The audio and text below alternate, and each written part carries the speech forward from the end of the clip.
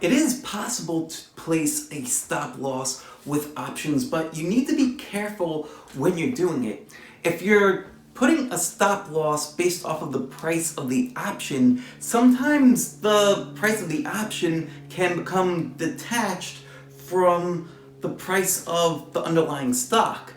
And if that happens, you might be stopped out of a great position that's done absolutely nothing wrong because all of a sudden liquidity dried up and the bid and the ask got really wide on your options contract and you get stopped out.